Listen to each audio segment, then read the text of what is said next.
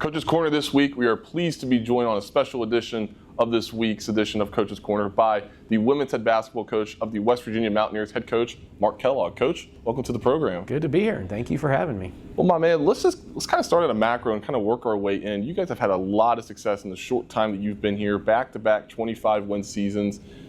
Kind of a vague question to start. I mean, what's really led to the success that you guys have been able to have over these last two seasons?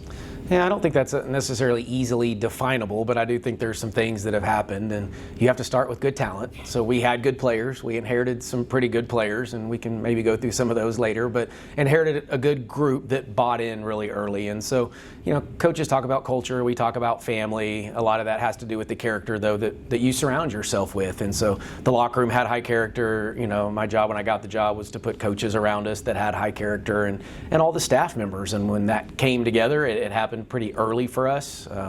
But you know, I was the third coach in 3 years. There was, you know, I kind of blended a couple of, you know, a little bit of some philosophies with both coaches. And yeah, like I said, the kids bought in, and it just starts to kind of snowball. And then attendance started going up, and we play a fun, exciting brand, I think, that people in this state have gravitated toward and tried to just represent the right way. And then the success has followed. So yeah, really proud of what we've been able to do, and probably happened maybe even a little quicker than maybe we anticipated. Yeah, so kind of along that line, do you feel like you fully transitioned after coming from Stephen F. Austin to WVU? Do you kind of finally feel like you're finally at home now after being the third coach in 3 years, trying to combine everything with those players? Now that we're here, do you kind of feel like you're finally at home now? Yeah, we felt really at home early, to be completely. I mean, the people of West Virginia and Morgantown have made me, my family, our group, our staff feel really, really comfortable. And like I said, bought into kind of what we were selling and how we wanted to play and the vision. But yes, to answer your question, yes, you get more comfortable every day, every year, every month that you're here. You just get that much more comfortable with, you know, who you are in your skin. You know, all of the whole team now is our recruit, so there's none of that, which there really wasn't any of, oh, you were recruited by so-and-so, or, you know, this coach recruited you. We wanted it to always be our kids. And so, you know, but at the same time, yeah, there's none of that left, and it's turned, you know, that roster's turned over quite a bit as college athletics is changing a little bit.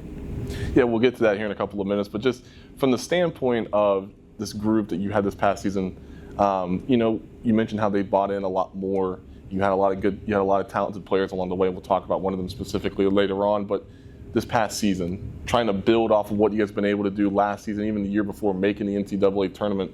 What's next in that stepping process of building off of it and trying to get back and advance further? Yeah, well, we're trying to kick that door down, the proverbial door, and advance once we get to the NCAA tournament. But, you know, the biggest difference between year 1 and 2 was just expectations. There really weren't a lot placed on us early in our first year. And then we kind of had the good non-conference start and got started in league play pretty well. And then the top 25 rankings come. And, you know, you start to feel it a little bit.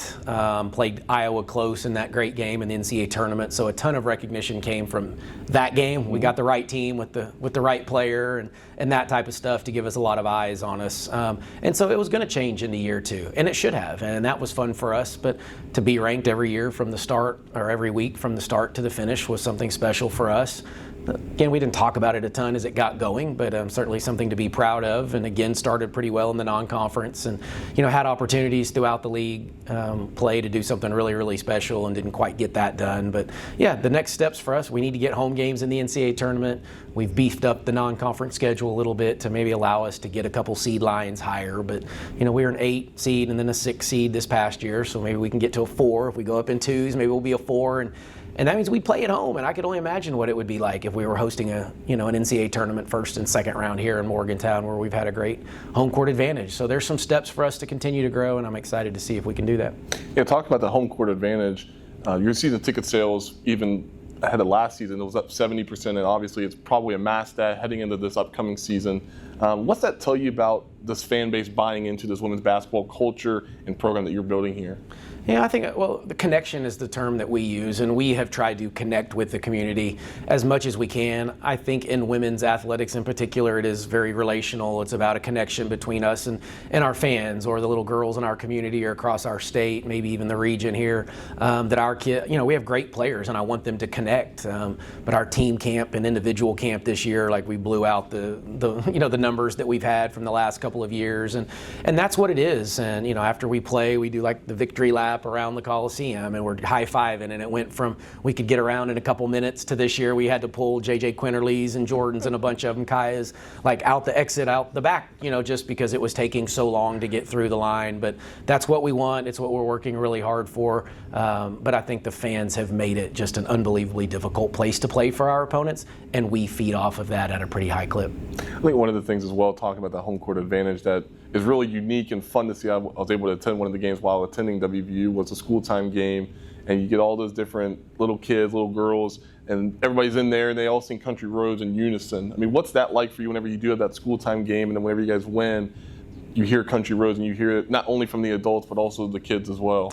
Yeah, well, that the school day, education day that you're talking about, that's a whole different feel to basketball. There's noise. It's a little bit of a different type of noise, but there is buzz in the arena, and our players do feed off of that. The hard part is just the tip time. In order to do it is always, it's like 10:45 or 11, and that's not a normal tip time for us. But we do feed off of it. It's fun. There is no greater tradition than singing Country Roads after a win. Like I've seen them. I've been to a lot of different places. That is one of the most unique, special feelings, that we have.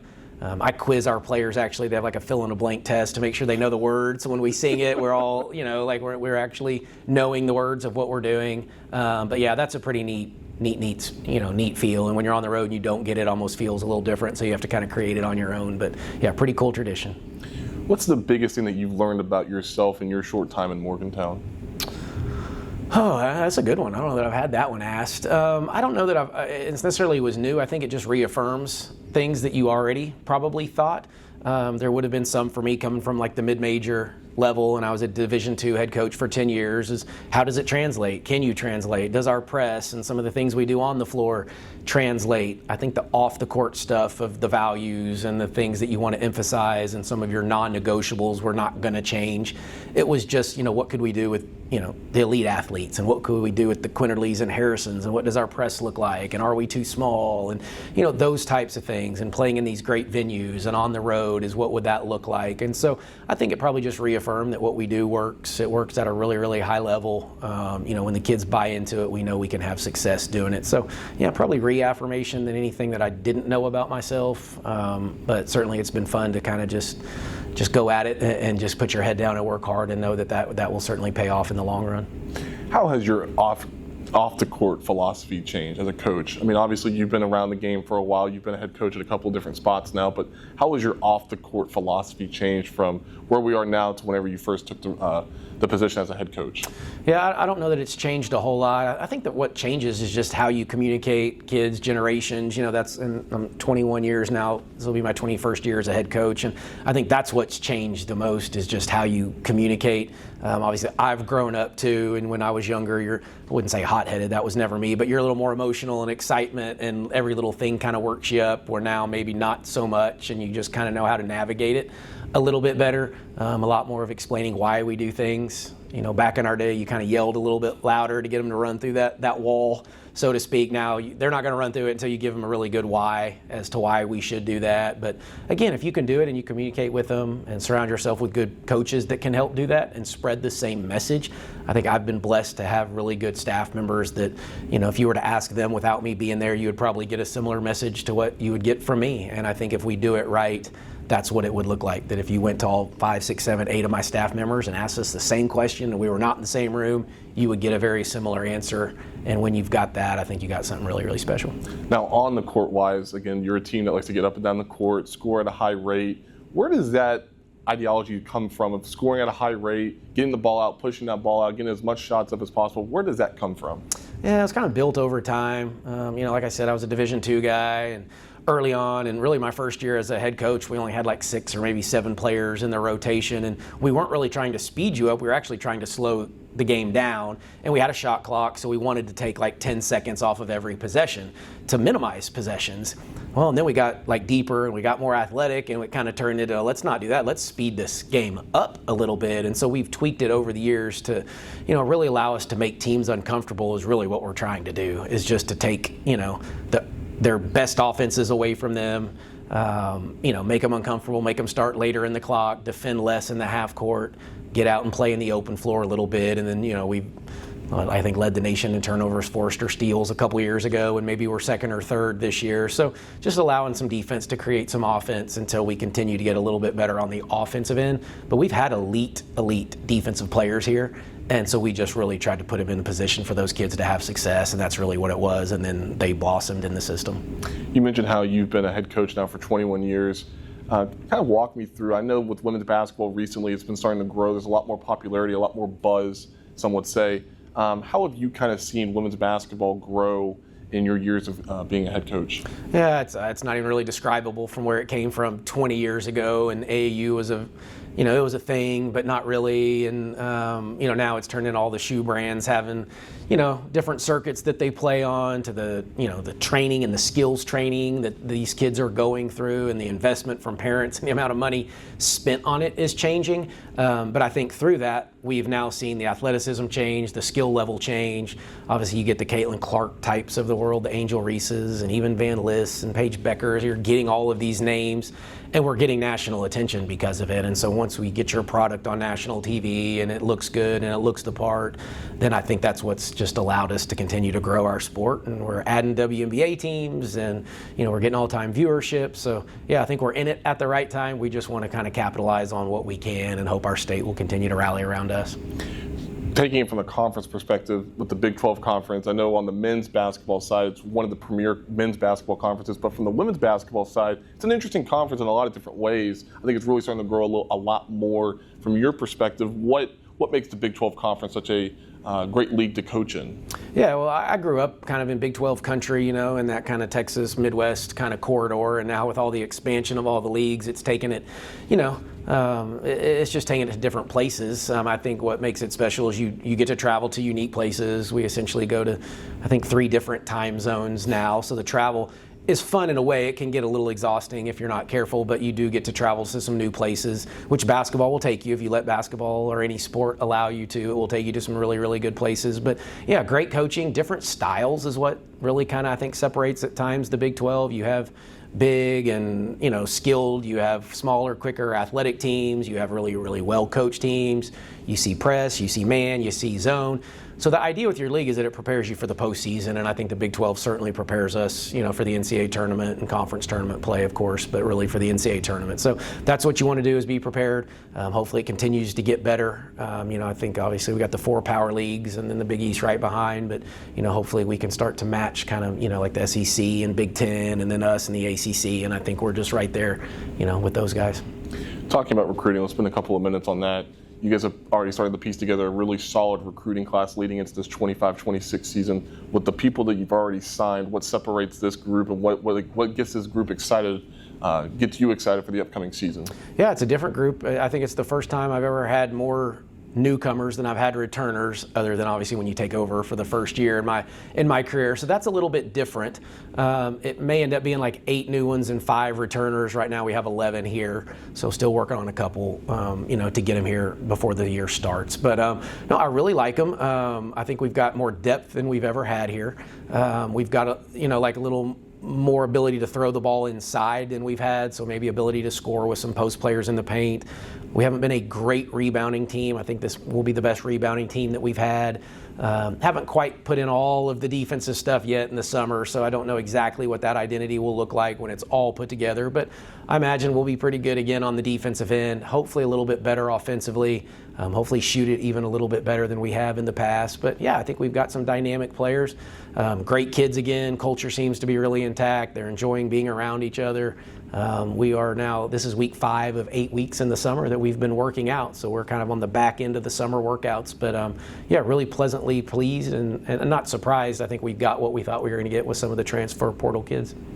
When you're going through off-season workouts, and you mentioned how this is the 5th season of 8 weeks in the summer program, but what do you go about and what do you work on as a coach, maybe even as a staff, even whenever you get such a high number of new players, you're trying to mix them in with the returners as well? What do you kind of aim for as an accomplishment or trying to reach for during the summer when you guys are going through workouts? Yeah, it's been a little different because of the amount of newcomers. So honestly, there was some evaluation even early on to kind of see what we had before we kind of started putting in the big picture stuff. And even some of the big picture we've kind of held back a little bit and may not even put a lot of it in until we get through the summer and can kind of catch our breath and just really evaluate what we have. But it's a little bit of skill work, so still trying to, get each kid a little bit better in their own skill, which ultimately makes your team better if each individual player gets better. And then introducing concepts, some offensive stuff, some defensive stuff, a lot of ball, the game's going to so much ball screen stuff now. You're working on some ball screen stuff offensively and defensively and some just core principles that won't change regardless of what we do from the big picture.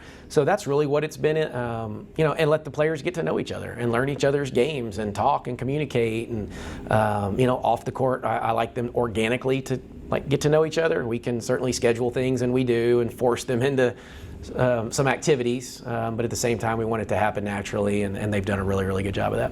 How has recruiting changed for you as a coach? I mean, obviously you interact with different players with this whole transfer portal now, with the addition of name, image, and likeness as well. There's always going to be some kind of incentive thrown in there as well, but how's recruiting changed for you just whenever you go into a meeting and you're meeting a new player? Has it changed at all, or has it just kind of been the same philosophy when you go into those meetings? Yeah, I mean, at its core, it hasn't completely changed a ton. It's still pretty much relational, and it's still, here's some, our vision, for the recruit, and their vision for what they're looking for, and so that hasn't changed. Yes, there's some transactional conversations that happen now a little bit sooner, or never happened in the past, that do happen now, and a lot of people have representation and agents and things like that. So there's a few additional layers to the recruiting process. When you're talking about the portal, those things happen in a very short time frame.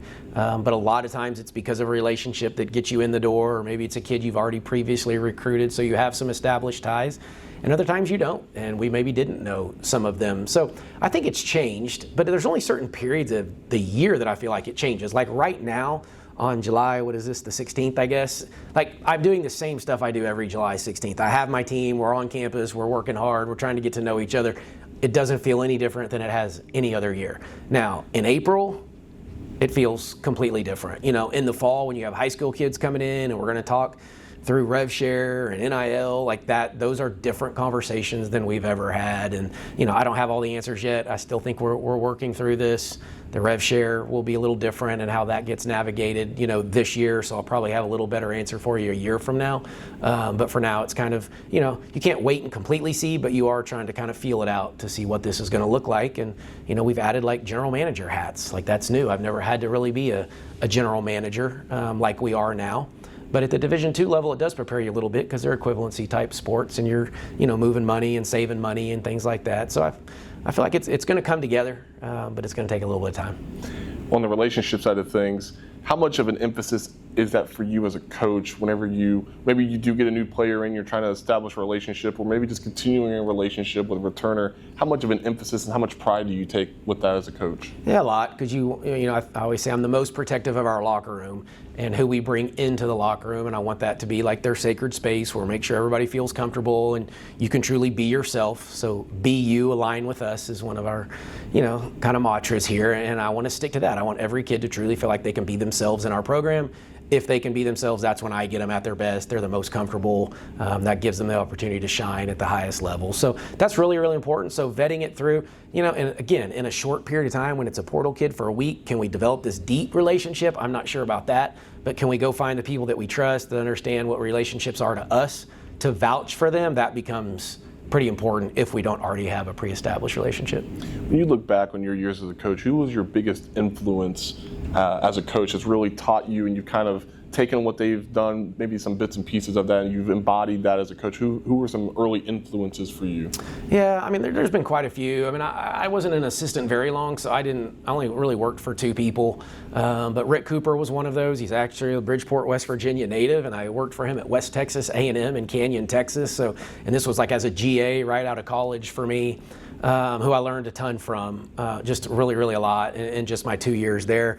And then I got hired right after that to go be a Division I women's assistant coach by Robin Patera was her name, and that's who gave me my start in women's basketball, which I never dreamed I would coach women. I didn't know that was going to be the plan for me, but got an early start there. And then I was up in Montana for 4 years at Montana State University, and then became a head coach right after that. So, those were my, mentors from that's who I worked for. But, assistant coaches teach you things, and staff members teach you things, and administrators. So there's been a lot of them along the way. And, I've been fortunate to be at certain levels where I got to kind of trial by error And when you're early at a young age, you're a Division II coach in a small town in Colorado, if you failed, it might be in the newspaper, it might not be, it wasn't headline news, so you get to really, really work through, some of your mistakes. And so I think you learn to grow quite a bit then, and then now it's just, it's magnified a little bit, but it's the same job. You mentioned how the rev sharing, I know we'll talk more about that in a year from now, but just with where collegiate athletes is at now, or collegiate athletics is at now, are you more curious at the future, or are you more optimistic of where we're at now? I think it could be a little bit of both. I don't think it's necessarily one or the other. Definitely curious. Optimistic that this, this was a little bit of the wild, wild west. This last, few months was something that we had never seen before and wasn't probably going to be sustainable. So we needed to rein it in a little bit. Hopefully it does get reined in some, and we can start to kind of manage this. And I think as we go and we get kind of more numbers and metrics, I think we'll start to have a much better pulse. So I think there's a level of optimism for sure. But there's an unknown to that too, because I don't know. I don't have the crystal ball to know exactly what it's going to look like a year from now, but I know we needed to pull it back and rein it in, and I think we've done that to a certain extent. Going back to recruiting real quick, on the social media side of things, how has that kind of evolved from just your perspective as a head coach with social media? And you see a lot of these posts of kids being at A, B, and C along the way, and they want to see themselves in a West Virginia uniform or a Marshall uniform, for example. How has the rise in social media kind of influenced recruiting in a standpoint?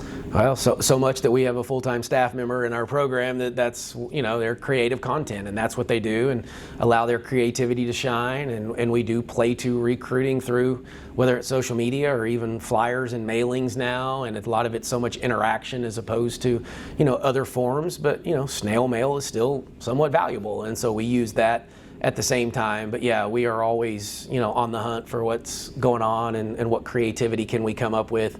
Not necessarily my strength, but that's why you hire people that do have that strength. But it's the platform, and that's what the kids go to. And so we want to be relevant in that space, and we want to continue, like I said, to be creative in that space, to be modern and be new and be fresh, and let them understand that if they come here, they'll have an opportunity to grow their brand, because that's a lot of the questions we get is can we help them grow their brand? And that's what our state allows you to do too, though, with no pro sports, and we're the only Power 4 in the state, that we get a lot of eyes on us, and you do get a lot of attention, and that's pretty special.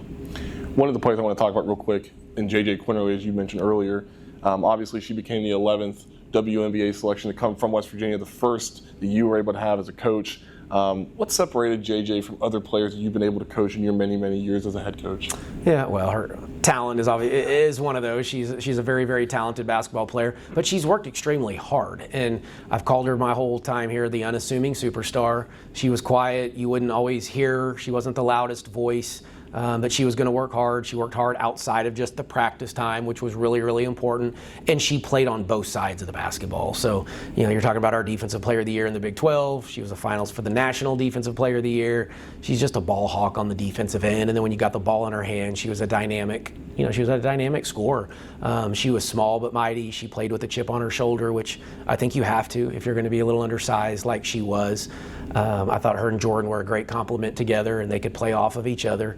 But to JJ's credit, she just puts her head down and kept working and stayed very relatively healthy. And now she's gotten her opportunity in the WNBA with some injuries and got to the right franchise and has been able to take advantage of the opportunity that's been in front of her. So we are certainly very, very proud of her and excited for her and the journey that's in front of her, but she's well on her way. Having a player like JJ that was so successful here at West Virginia, how much do you use her as an example of whenever you do talk to your players or even talk to recruits of saying you can become this if you just kind of mold yourself and use JJ as an example? How much of a help is that from a program perspective? Yeah, it's huge. Every kid wants to talk about it. They want to know what their player development plan or what our player development plan is for the recruit. That's a buzzword right now, is player development. And, I still think 90% of that, though, comes back to the player. Like that, if you don't have the right mindset, the player, then you're not going to get developed at the rate that you're probably capable of doing.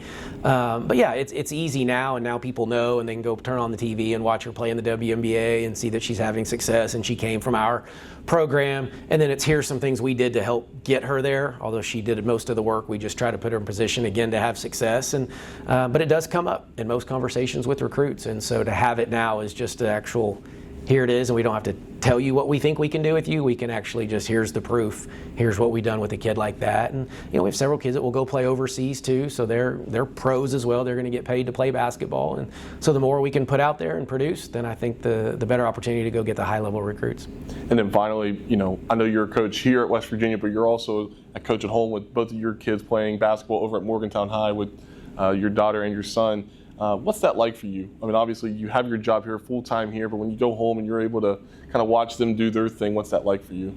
Yeah, no, it's as a dad, there's nothing better. I can take the coach hat off quite a bit. Even when I go watch them play, like I can just sit back. I don't have to say a lot. I'm not overly emotional with it because I have so much tied into my job that I can just be a parent and watch and be proud of them. And I think my son's going to end up coaching, and I don't know why at times this day and age that's what he's choosing to do, but he's going to be really good at it, and he's all the way invested in it. But he's got one more year. He'll be a senior at Morgantown, and Coach Tallman does a great job, and they'll kind of continually play for state titles, and I imagine they'll do that again. And then my daughter just got hurt, but she'll be back and be better than ever and is a fantastic player, and will play college basketball and probably have a pretty good career when it's all said and done. But from a dad perspective, you just couldn't we just integrated it is what we've done. You just integrate your family here. We integrate basketball into our lives, and we wouldn't know anything different. So it's a special bond, though, that we have around the game. Well, Coach, we appreciate your time. Thank you, and good luck this upcoming season. Yeah, thank you, and appreciate y'all having me. Absolutely. That's the latest edition of Coach's Corner with the women's basketball head coach of the West Virginia Mountaineers, head coach Mark Kellogg. Be sure to go on our website, wvgazettemail.com, to find everything else regarding WVU athletics and even prep athletics in the Kanawha Valley. Be sure to follow us on Twitter at GazMail Sports, that's G-A-Z Mail Sports, and be sure to follow our Facebook page at HD Media Sports.